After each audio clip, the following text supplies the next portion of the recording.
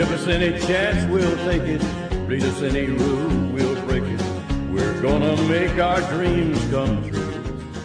Welcome to Navtastic, a podcast about 8 seasons in a row. I'm Mr. Fernandez, and I'm Chris J. Wardner. Hello. And we are about to review Malibu Mansion, directed by Frank Alessia and written by Anthony DeMarco and David Ketchum. We're going to have to talk about them later on in the podcast. You darn tootin' we will. And this is what this episode's about. The girls get the exciting opportunity to house sit for the head honcho behind the Cowboy Bill's brand, Wally Horowitz, thanks to Frank's machinations and the man's liking of Edna. The girls are big fans of Cowboy Bill's movies, and even bigger fans of his luxurious Malibu beach house. While Shirley plans on being careful and conscientious, Laverne wants to throw a party and invite all their friends. She charms Shirley into saying yes, but the party soon turns into a hassle. Will they be able to keep the beach house clean and intact and still have fun? What do you think of this episode? Well, it's not the worst beach trip I've ever had, but, yeah, everyone with the fishy lips. Yeah. The problem with this episode is that it is utterly butchered on DVD. Yeah.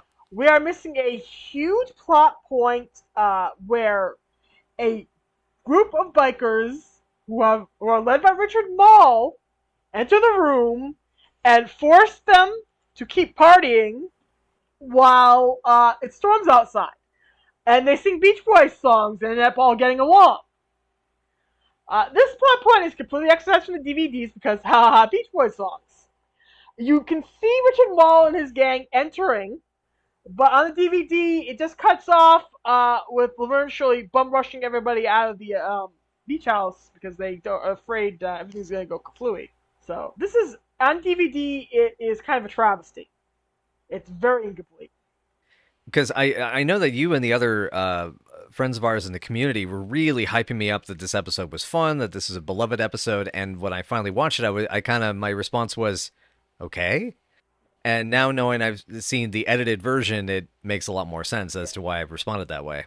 This isn't super beloved in the community, I'd say. People like it. People are just really, really mad that it got cut to ribbons gotcha. on DVD. Really mad that it got sliced up, and it did. Like, from stem to stern. Yeah, I guess I misconstrued it playing on one of the watch-alongs because I had to rip this episode for a watch-along like a year and a half ago, or about a year ago. Yeah. Yes, you did. Yeah. It's possible that you might get it mixed up with To Tell the Truth or another episode like that, possibly, perhaps. But yeah, it's just it's a strange episode because it should be more fun than it is. I came away from it feeling like this was a very it's funnily period accurate in the premise and setup and even some of the outfits. Because really, aside from some of the smutty side of things, this could have passed for an episode of I Dream of Jeannie easily. Yeah. It very, very, very, very, very, very much works as a very 60s episode. Laverne even references Gidget and Moondoggie.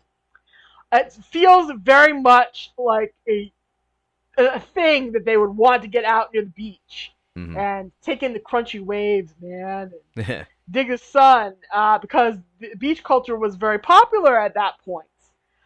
We had Frankie and Annette out on the beaches. We had Gidget. We had Gidget on TV. People were heading out to California to surf. And in a few more years, they'd be heading out to California for the Haight-Ashbury culture, for the hippie culture. Mm-hmm. But,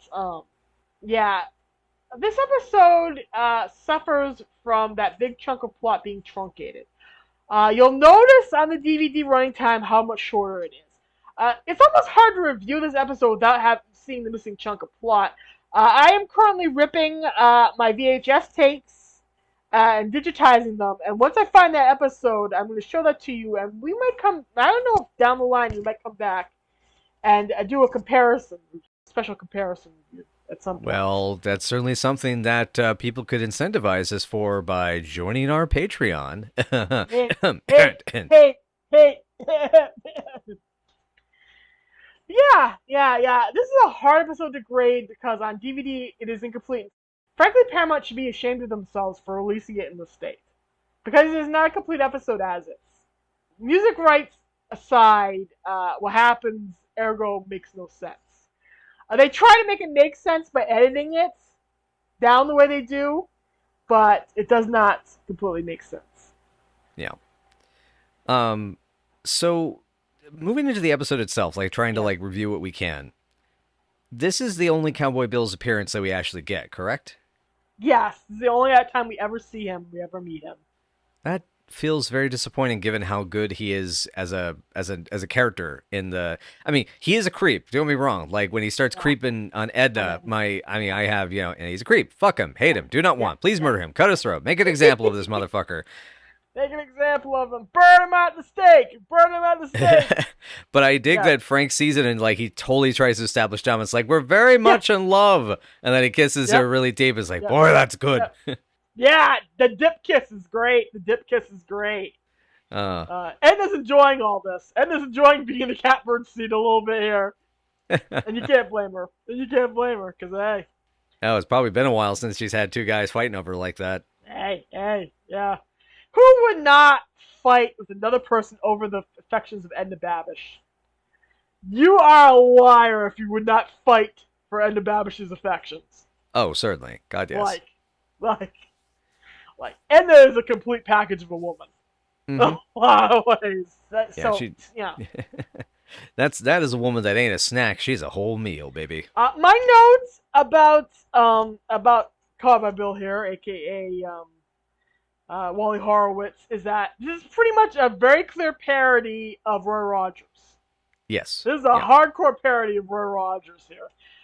We're parodying the Roy Rogers line of restaurants, we're parodying his image, so that is a very clear through line. So I thought that was interesting in of itself.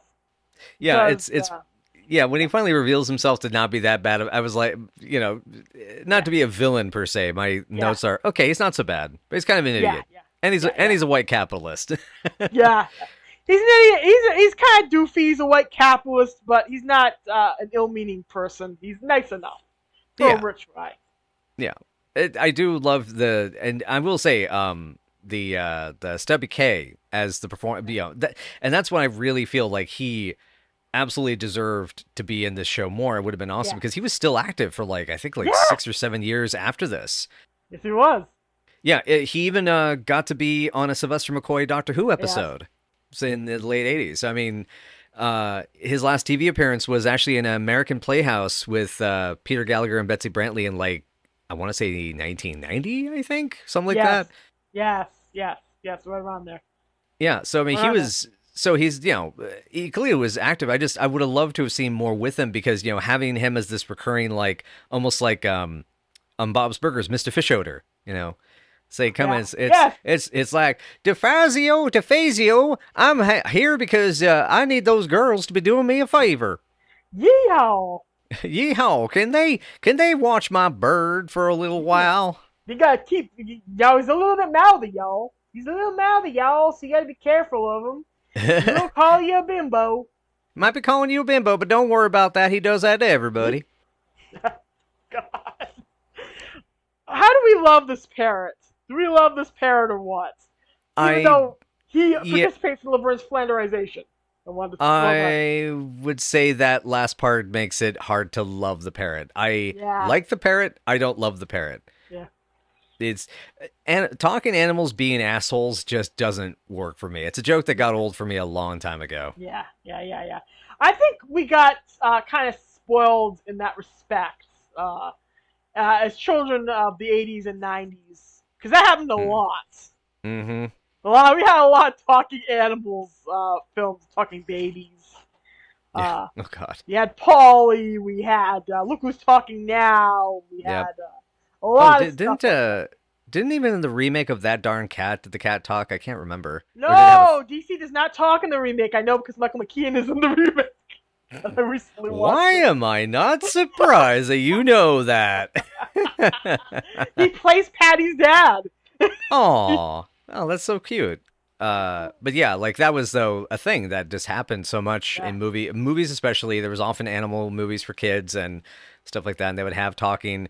I mean, hey, at least we didn't grow up on Carnival Magic, right? But good old Carnival Magic, bless. At least we didn't grow up on Carney. I mean, that's a whole different subject. Oh yeah. God, it's deep. I haven't watched that movie forever. Okay, go ahead. Yeah. Anyway. We got off track. But the point being though that the parrot in this is part of that long running thing. It's funny, but it's also I think the whole flanderization thing, because I guess what it is I hate that this is one of those things that because I'm hypersensitive to the time today of the slut shaming and the the negativity towards sexual openness and people being expressive and things like that. And it's like, haha, bimbos, haha, sluts, haha, whatever. And it's like, nope. I am not even going to dignify that with a laugh. Oh god, like I told you, this gets worse. Like I told you, this gets worse the deeper we get into season 6 and 7 and 8. It culminates. What are you talking about? There's only 6 seasons of Laverne and Shirley. There's not 8 seasons. What are you talking about? Season 7's not that bad, I promise. We get some good episodes in season 7. It remains to be seen. Meanwhile, I'm gonna see about sneaking a hacksaw into here. Oh god. Oh god, that got dark. We got dark way too quickly for no reason. Anyway. Well, the thing is, there's not much to review in this episode, though. I mean, that's because it's so truncated. We literally have like I think it's like what an 18-minute episode, pretty and much. all the rest of the episodes are like are at least like 25. Yeah, at least 25. Yeah, some are 20 something, but they're mostly 25. Yeah. Yeah. But it's I don't know, but I have to note one thing. They actually paid for the moment where the girl sings Surfing Safari. They paid for that. They don't pay for anything else. They paid for Surfing Safari. Mm-hmm. I thought that was interesting in of itself. Yes, sorry. I cut you off. I didn't need to. Sorry. No. I'm not mad. I'm just like, it's the frustration of this episode of the episode because of things like that, where it's like But it's a very, because I mean, as we already know, we've discussed this before. One of the problems with the DVDs is that when you get later into the DVD era of these releases, there are some episodes that they really have to go deep diving to try to track down some of these prints to do better transfers. So, like we were saying, season 4 is a mess. There's tons of episodes there that were not ripped, were not transferred well. They're duped off of like syndication videotapes. We even had like shots had to be spliced in from other versions and other copies where like the sound change. Like we've had tons of that stuff through 4 and 5. Yeah. You can tell when there's interlacing. There's heavy interlacing. Oh yeah. Yeah, the interlacing, absolutely. Yeah. Oh god. But when we get to season 6, what's weird is that the cuts become very, especially an episode like this, become very pronounced.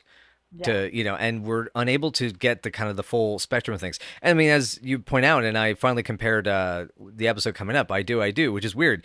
The syndication version has the actual like other stuff. We'll get to that, but then the syndication version also cuts out my favorite part, my favorite Eric Idle part in that entire episode. Yeah. And yeah. So it's a mess. It's an absolute mess. Yeah.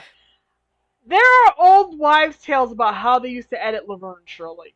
That people used to post on the Jump the Shark forum back in the olden days when Jump the Shark used to actually be a website where you could go and vote on when a series went down the tubes, and it was an actual community. That's kind of awesome. Sold off and died. And somebody who edited the show for syndication said that they would just recklessly, because they didn't have scripts to work from, they would just hack off this, that, the other thing without really caring, because nobody from Paramount was giving them notes. So that's how you get edits, like the Lifetime edits, which would just recklessly cut off tag scenes. And as we have seen, some of these tag scenes are important. Oh yeah. High Neighbor tag scene, Lenny's crush, just off the top of my head. Mm-hmm. But there's a number of them that don't involve things that I really like about the show that are important as well. The Daddy's Little Girl sing-along and Buddy King's Spare Father, that's also one. Wow. That's a huge one to cut. Yeah. Lifetime would just recklessly cut out all the tag scenes. They just completely cut it off right after the episode ended. Oh my god, that's right. That is reckless. Yeah. That is foolish and stupid and terrible. On the other hand, they would also reinsert scenes that were not in the Nick of Night in TV Land edits. Oh god. There is a scene that Lenny's final proposal to Laverne in Mummy's Bride is cut out of the TV Land edits. It's cut out of the DVD edits, but it was extant in the Lifetime edits. Interesting. I'm also amazed that you spoiled that for me. I have not watched that episode yet. It's not going to be in the DVD. Oh, It's not going to be in the DVD, so you won't even see it. Oh, well. That's why I'm spoiling it. Gotcha. It's not in any of the cuts. Wow. It's not in the DVD cut. It's not in TV Land cut. It's not in the Nick at Night cut. It's only in the Lifetime cut. And trying to find the Lifetime cut is obscure. It's hard to find it, but that's the only version, the syndicated version that ever had it in it. I don't know if Paramount, if you want to hire two schmoes to go through your archives and track down all the prints and spool them up, digitize it, cut it back together, make the definitive Laverne and Shirley box set, these two schmoes on this here show, we would gladly do that for you. Shout out to Pax, who was actually doing this for free. Yeah. Like, they're sincerely doing this for free. That's how much we care about this show and how annoyed we are that we're not getting complete versions of it. And I'm sure this is happening to shows even like MASH.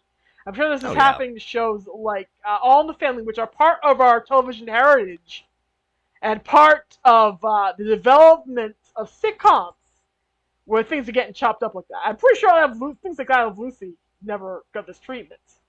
90% sure, but still. And well, and I wonder if part of that is because Lucy had her own production company. Yeah, and she probably so that probably was a case if she owned all that property and she probably had hired good managers and studio managers that were like, nope, you're sorting it like this, you're doing it like this, we're doing film preservation, don't mess around. Yeah. Well, as we know, Desi was the one who said, hey, we're going to put this on film instead of kinescoping it. Oh, that's right. And that was the first sitcom that was ever filmed. And that's why we have such good ability to preserve I Love Lucy. And that's what started the preservation of television programs. Things that were not as fragile as kinescope. And, it wasn't, they just take shows and just like tape over them, which is how we lost a lot of early television history. Absolutely. People recklessly tape over stuff. Yeah. For those that don't know, that's why, what is there, like 1 or 2 story arcs left of the first Doctor Who? There's like only there's like less than a handful. Yeah.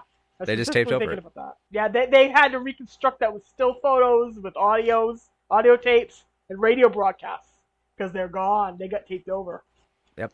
And and that's just, and think about it. That's one show at a time when they were, people were making like 50 shows per studio.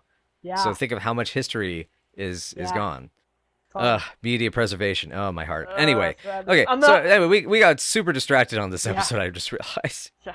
On the positive side, though, they did find the episode of Sesame Street with Margaret Hamilton in it, finally. Oh, hey. They finally found it. Fantastic. That's out there now. That's going to be preserved forever. So, yes. That is wonderful. Anyway.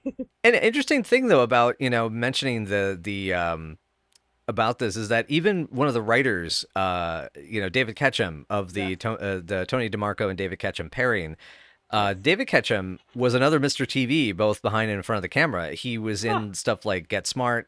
He was Happy Days, where he was also in the writer's room. He was even the announcer on 13 episodes of Roger Ramjet. Wow. Okay, that's cool. That's very cool. As a writer, he has this huge gamut of like The Funky Phantom, Hey Landlord, $6 Billion Man, Love Boat, and even episodes of Sledgehammer. Wow, that's cool. That's super cool. So, it looks like Ketchum and DeMarco became, buddies, and they were writing partners for a long time.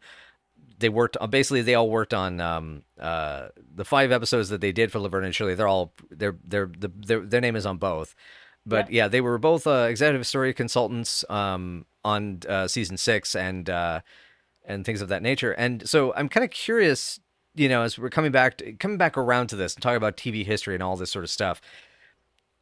One of the frustrations about Malibu Mansion for me as well is that because it's incredibly isolated. Once we get into that one living room of the mansion of the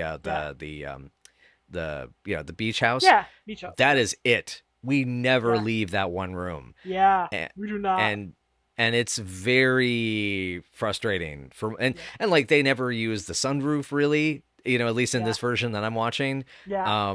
There is so much that they could have done with this set that it feels very truncated. And I'm kind of curious how much of that is a case of like, the way old TV would be written where your sets were basically static. You had the house interior, you had the kitchen interior, you had a bedroom interior, you had the office where the husband worked, and that was it. And Yeah. I'm curious to what extent that was also a motivator to push that in, because they, basically had to be told, like, okay, you're going to get the Cowboy Bills, and you're going to get the apartment, and you're going to get the mansion. That's all you get. Yeah. And sometimes, as we know, they would have to redress sets to get the effects they need. I think on Happy Days, you would get like the interior of Arnold's, Fonzie's apartment, and the interior of the Cunningham's living room. Sometimes a kitchen. Those are the main sets. And sometimes you get a bedroom. Sometimes you get like something else like that. So a high school classroom. In this case, I am 90% sure that the set was probably wheeled over from Happy Days. Yeah, probably. And it was probably using something else. It kind of looks like a set that was used around the same time in a Happy Days episode. I think the one where Fonzie and I think Jenny Piccolo get temporarily married. I'm 90% sure that that got recycled from that particular storyline. The Laverne Shirley, the budget definitely became exponentially larger once it became a big hit. Somewhere around season 3. So now we're in season 6. It's likely the network probably cut back on the budget after things started to slip in season 5. You still get a lot of like lavish sets, like the dating game sets, which happened. So that was like a dead-on recreation of the dating game set at that time. Exactly, yeah. And season 6 so far has had a lot of new set builds. Like they did, in last week's episode we watched Love Out the Window, the office and balcony. I mean, that's all pretty well constructed. That's all pretty well put together. Yes, exactly. Yeah, exactly. It's one of those things that definitely depends on what they needed to put out there and how much time they had. Right. And that might be the other case is a matter of time rather than necessarily than budget. Yeah, exactly. Because they were filming one of these suckers a week during the season. One sucker a week. They were doing it every week, except for vacation weeks. So yeah, you keep that in mind. You have to realize that sets are getting stricken. I guess I don't know. I guess part of me is just a little bummed out that this is a Frank Elysia episode, and this was a guy who actually was a bit player in the '60s beach movies as a comedy relief. He was in Beach Blanket Bingo and Bikini Beach, and he actually gets to direct a beach episode for a show that he was working on. That's great. I love that. I love that fact. It's so great.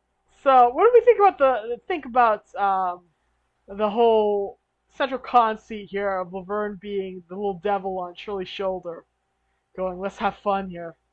Let's have fun here." It's not too different from where she's been since season 1, in my opinion. Yeah. It's just that her success rate's gone up. And understandably, because I think, time's passing. Yeah, time is passing, and I also think that Shirley is just reaching a point of, like, I deserve to have a good time. And, it's we're going to grab our freedom, grab our joy while we can. Exactly. Very true. So what do we think about the reprints of Laverne's monkey nerves? It is cute. It is done well. The baby steps is very adorable. Yeah. I think knowing that it's definitely one of those don't tell the person how expensive that thing in their hand is, because as soon as it's like the Matrix, right? What's really going to cook your noodle is, would you have broken if I hadn't said anything? No. By the way, in the actual extended version of this episode, I am 90% sure that the Ming vase gets thrown around at the very least. I can't remember if it gets broken, but this was an intentional setup for something that gets completely killed. Oh, God. So, thank you again, Paramount. This had a purpose in the actual episode that aired.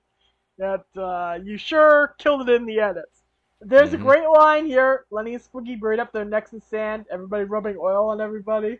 And of course, Laverne not wanting Rhonda to be there because Rhonda's going to be statuesque in her bathing suits and take all the attention away from her. And she ends up being invited. Well, she ends up showing up anyway, and it's like, what is it? The exchange is something like, my invitation must have gotten lost in the mail. Yeah, that's right. It's very important that you have one.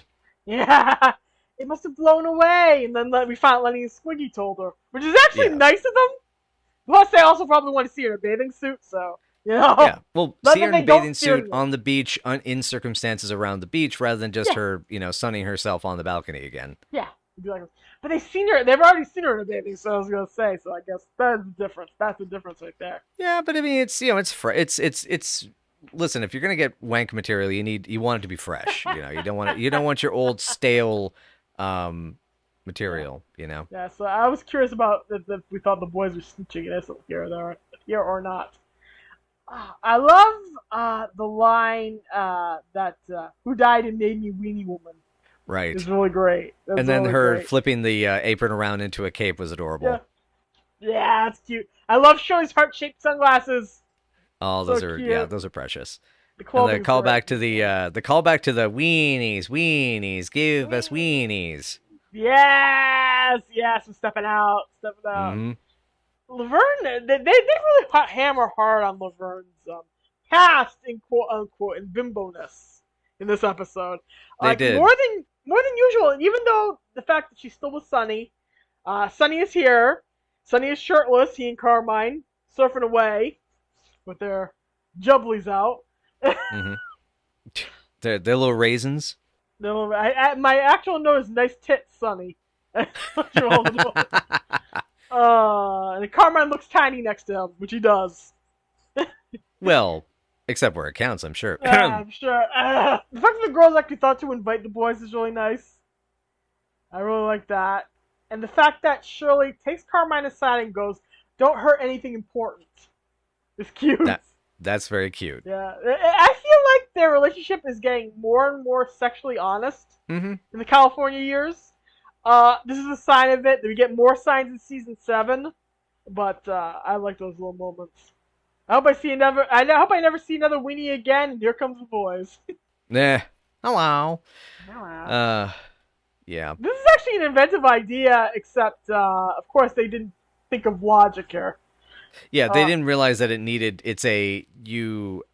it's self-serve, Yeah. Yeah, it's Yeah, also that was my thinking about the Yeah. keg is that it's self-serve. I do love the idea that they took a bunch of stuff from shots when they left. Yeah, of course they did. And we already saw that they lifted signs. They took signs on the way out. Oh Which yeah, of course totally. they did. Mm-hmm. So it's not shocking that they just grabbed some kegs because fuck shots at this point. Like they may have been cheering them getting a raise and the girls getting dumped, but yeah, I can see them doing that as a ultimate raspberry to their Mm-hmm. old job. I want to note that David Lander looks fabulous in this episode. He looks great. Mm-hmm. That is a nut. He looks swanky in that captain's outfit. You really do. You really do. And Laverne gets to call him Commander Schweppes. Forgot about that. Oh, that's a good line. Of course, Squiggy's the one leading the hate brigade when it starts to rain, trying to get in the mansion again. Yeah, because that's Squiggy, Yeah. Chaos Monger. I mean, he would be the worst person to have on your BBS circa 2003. Oh yeah. Oh yeah. How many temp bands has he had? He's got a collection of them. The moderators don't know, but he does. Oh, definitely. Definitely. He'll never forget. He keeps a little lists, little stamps. He keeps a little list and he'll sip his tea while reading it, maybe having a little biscuit. Yes, I can picture this. Petting his cat. Petting his cat. His fluffy little Persian cat named Miss Squiggles. Named Moth. Named Moth. Oh, that's even better. I love that. Yeah, there's a lot of cute elements in this episode. There's a lot of these cute little beats, but yeah, it's like I can't argue that it's cute. I can't argue that it's okay. I do feel just that there's I don't know. I think again, as we're saying, it's really hard to review this scene so truncated because it feels like there's setup with no payoff. Yes. It's hard to rank it. It's hard to figure out, how to rate it, which we'll probably have problems with when we get there. Should be soon enough. But yeah. The episode absolutely suffers in its current state, and I can't believe again they thought this was worth selling. Yeah. That they thought this is acceptable. I understand that they wanted to get the whole show out as much as they could, but I love You can see Laverne and Lenny, by the way, arguing in the background when Shirley's desperately trying to get everybody to stop fighting. Dude. Okay, so what is your theory as to what they're arguing about? What happened there was she was trying to get him to put down something. I can't remember what the heck she was trying to get him to put down. The two of them are arguing, and she's scolding him like he's a kid. So that's cute.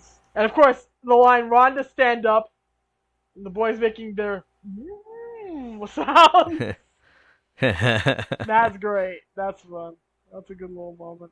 Lenny just immediately, you'll notice, turns back to Laverne after taking a look at her. He turns back to Laverne and continues to fight with her while Squiggy just stares at Rhonda.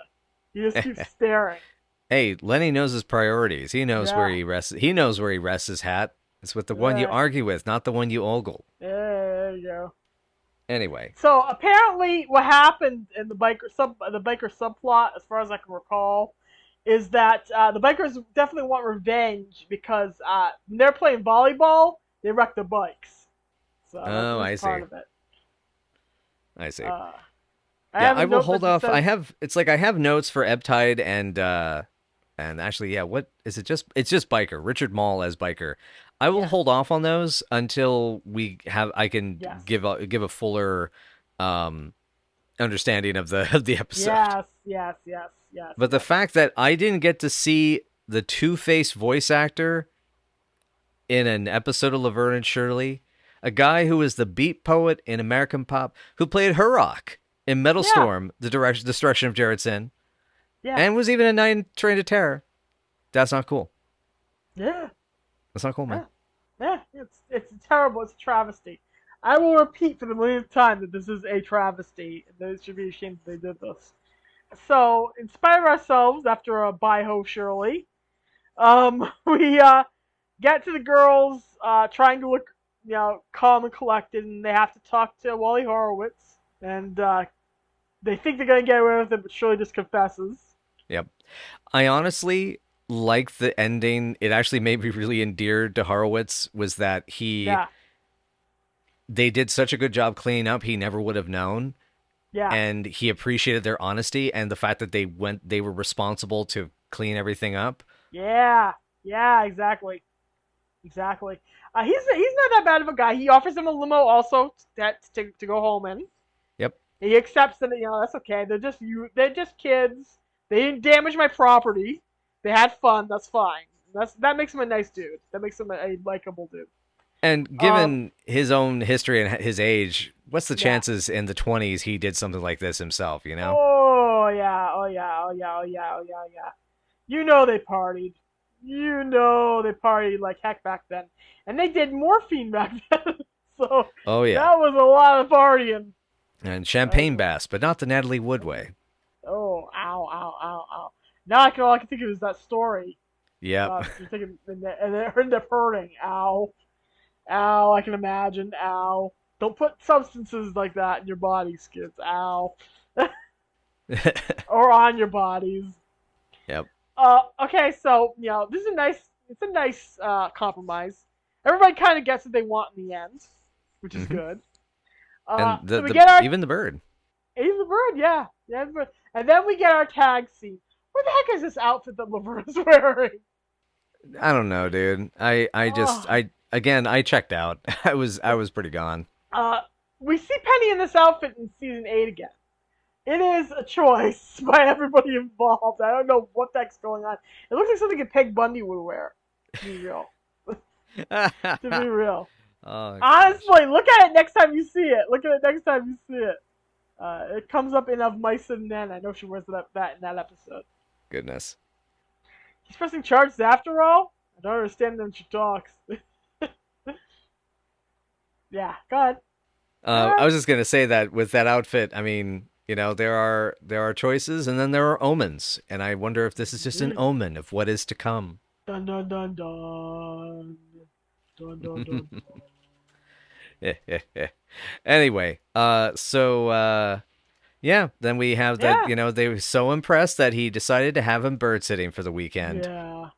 Which is sweet, but also unfortunate for the girls who have to be called bimbos repeatedly. Yeah.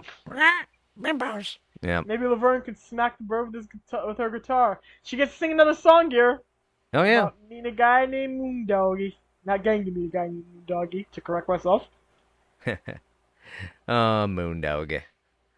You gotta love that Moondog. Yeah. Yeah. So in the end, it's a happy ending. In the end, it's a happy ending after all. Yeah, nice, safe little sitcom ending. Yay. Hey, well, it would be better than back now. I'm just imagining Laverne running off the biker gang. Well, yeah, she runs off with the biker gang, and then what's his fuck from from the robbery comes back, Yeah. and then when he pops in, he's like, "Hey, are you trying to say that you're mistreating that girl who used to ride with me? How dare you? Oh my gosh. Yeah. We're gonna rumble Oh my for that." god. So that's why, again, I wanted that character to come back, because then he could have other possibilities in the future, like this. Yeah. Yeah. I want that. Honestly, I want that. It would enliven certain things that happen later in the show. But anyway, yeah. I mean, I am super out of notes. Like I said, I pretty much Yeah, by the so am time the I. party started, I So am just I. like, yeah, I was like, all right, it's a fun little period act. I mean, yeah. All right, go. Let's rank this pupper. Yeah. I'm gonna put a question mark or an Yeah. asterisk next to this. I'm gonna Yeah. give it a 5, just a 5. Yeah. I'm around a 5.5. It's a little bit higher. It is incomplete. It is hard to rank this. I almost want to rank this a question mark period. Because, once again, Paramount, dad job, dad, no. Do not release incomplete episodes for your audience. Yeah. So yeah, my ultimate thought was, it's all right. It's not, the epic episode I felt like I was promised, and the energy of it, was pretty subdued. It's good. It's not great. It's a lot of cute details, and I will say it feels like the show is finally finding its footing now that they're in California. But Yeah. this is one I don't need to see again. Yeah, it's not necessary. It's amusing, but not necessary. Yeah, it's filler. It's not even fluff. It's filler. Yeah, it is. It definitely is. Yeah. Ready. Cool. Is that going to be all for today? I do believe so. All right. Well, thank you again so much, everybody, for joining us for Night After Night. And if you would like to know more, please find us at Night After Night Pod on Facebook, Tumblr, WordPress, Patreon, YouTube, and where other podcasts can be found. If you would like to reach out to us more directly, you can find us more actively on Night After Night PC on Twitter. Night After Night Podcast will also probably get you to our Twitter if you use the search function. But in any case, we hope that you'll join us for more discussion of sitcom nature. What did you think of this episode? Do you agree? Do you disagree? Do you have thoughts on the missing scenes? Am I being silly for thinking that Richard Mall would somehow have made this episode better? Am I silly for not having taken more attention to Carmine's little raisins? In any case, let us know what you think, and we'll see you in the next one. But to tell you the truth, I don't know what we're doing next there, Lisa. Yeah. Oh, let me tell you. Rhonda decides to convince the gang to play one of her favorite games during a rainy night. It's called To Tell the Truth, and she causes utter chaos and wreaks havoc on everybody's relationships. Oh, so basically it's like the first DM that I had for tabletop role-playing. Yeah, pretty much. Chaos, and more chaos. Chaos. Total. Hmm. Bye, y'all, and do not forget to bring your own weenies.